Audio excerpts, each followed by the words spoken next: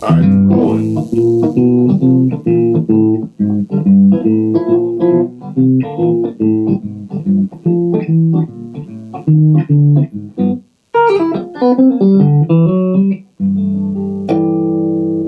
Hey friends out there, it's me, Vinny Roth from VinnyRoth.com.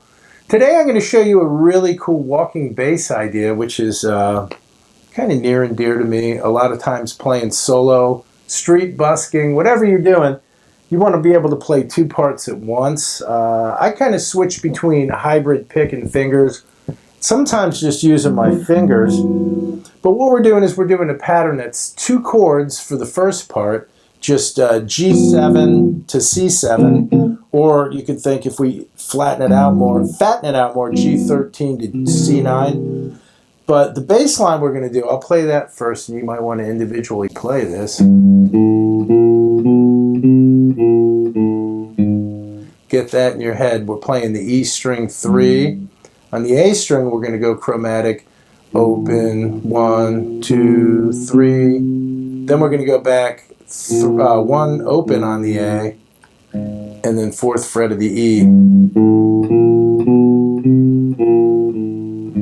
So that emulates someone playing an upright bass, and on the ands of everything, the guitar chord. So I would finger it like this. I would play your first chord, this G7th chord. We're going to play first finger on the E string 3, second finger on the D string 3, and your third finger on the G string 4. And we're going to start with the low E string 3rd fret note. Then we're going to play the B and G together. I'm sorry, the D and G together, 3rd fret of the D, 4th fret of the G. Okay, keep this chunk of the chord down. We're going to play the A string open, then that chunk of the chord. And again, I'm using my pick for the bass note and 2 fingers for the chord. You can use your thumb and fingers.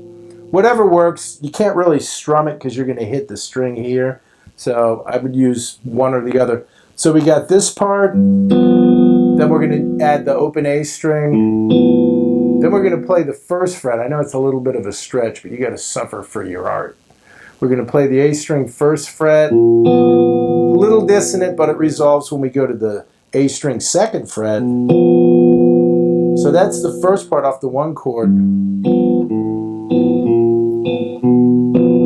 Next part, we're going to do this C9 chord, or actually I guess it's a C7 because we got root, 3rd, and 7th. I would finger that 2nd finger on the C, 5th fret, 5th string 3rd fret with your middle finger, D string 2nd fret with your 1st, G string 3rd fret with your 3rd. So we're going to play the 5th string 3rd fret, and then the G and D strings of the chord. All right, this is a very crucial part here. When we go to do the bass line, we got to play that B flat note, but unless you're Stretch Armstrong, you need to change your fingering. So where your first finger is, put your second on that E. Therefore, you'll be able to play this B flat note in the bass and still have the upper structure of the chord. So it's the same 2 notes. We're just changing the fingering. So going from 3rd fret on the A to 1st fret on the A, and then open on the A. And that's our 4 chord. Okay, very last part here, we're going to go to that G7 chord we started with, but same thing. We want to have an A flat or a G sharp as your bass, and that's the flat 9 of the key of G. So you can think of this as a G7 flat 9 chord. I would finger that 2nd finger on the A flat note, 1st finger on the D string 3rd fret, that F, and 3rd finger on the B string, on the G string 4th fret, that B note. So that gives us, and